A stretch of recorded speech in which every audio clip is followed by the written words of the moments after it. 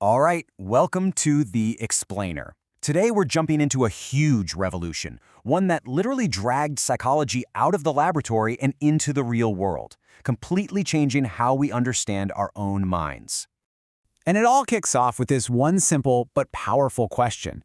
You see, at the turn of the 20th century, asking what the mind does instead of just what it's made of sparked a uniquely American movement that redefined everything. So before this big change, psychology had a huge problem. A real identity crisis. It was pretty much trapped inside the lab, and it was completely obsessed with a much smaller question. The dominant idea back then was something called structuralism. It was led by this brilliant but super rigid guy named Edward Titchener. And his goal, well, it was massive. He wanted to create a complete periodic table of the mind by breaking down every single conscious thought into its tiniest, most basic parts. And believe me, they were thorough, using a technique called introspection, where these super-trained observers would just sit and report every tiny sensation. Titchener's lab identified over 44,000 different sensory elements. Just think about that number. But all this incredibly detailed work, it had a huge, fatal flaw. The best way to think about it is like this. It was like taking a car apart and cataloging every single nut, bolt, and wire, but never once asking, so what's this car for? How does it drive? By only asking what, psychology was losing touch with real life. It was on the verge of becoming totally irrelevant. But then, a new way of thinking started bubbling up, one that was distinctly American. It was heavily influenced by Charles Darwin's theory of evolution, and this new movement, called functionalism, was about to change the game. At the forefront was the legendary William James, and the functionalists, led by him, just didn't care about the mind's building blocks. They were asking a much more exciting question. How does our mind help us adapt to our environment, survive, and, actually function in the world? It was a total shift from structure to purpose. And in 1890, after 12 long years of writing, James published his masterpiece.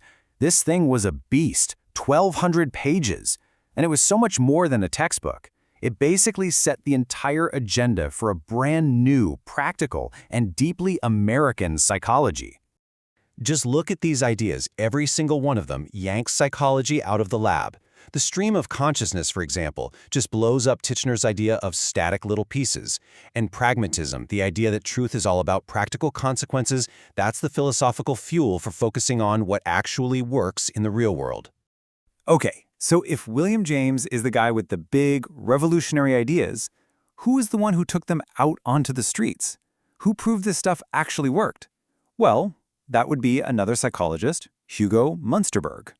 Münsterberg walked psychology right into the courtroom.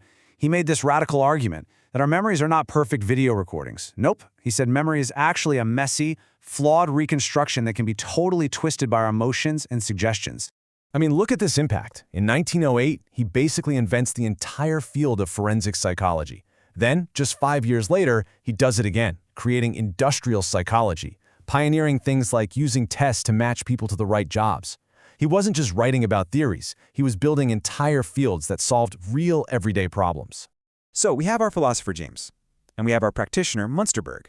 But for any revolution to actually last, you need an organizer. You need someone to build the institutions. And that person was G. Stanley Hall. Hall's career is just this incredible list of firsts. The guy wasn't just in the field, he built the field. He gets the first American PhD in psych, builds the first lab, starts the first journal, and then, to top it all off, becomes the first president of the American Psychological Association. He was the ultimate architect. And here's the fascinating thing. Some of his own theories were, they were pretty out there and flat out wrong. But his real genius wasn't in his own ideas. It was organizational. He created the whole professional infrastructure, the universities, the journals, the associations, to let this functionalist revolution live on for generations. This whole story leaves us with a really cool puzzle about history, about who we remember and why we decide they were important. So, who had the bigger impact? Was it the super famous Edward Titchener, whose entire school of thought basically died when he did? Or was it Hugo Münsterberg, a guy most of us have never even heard of, but who created these massive fields of psychology that are absolutely thriving today? This question gets right to the heart of a huge debate in history. Do great people make history, or is history shaped by the zeitgeist? The spirit of the times.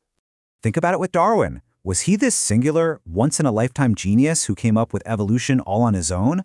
That's the great person theory. Or was the idea of evolution just kind of in the air at that time, which would explain why another guy, Alfred Russel Wallace, came up with the exact same theory independently. That's the Zeitgeist view.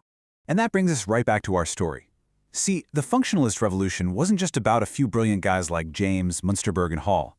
It happened because the American zeitgeist itself, a culture obsessed with efficiency, with pragmatism, with getting results, was finally ready for it.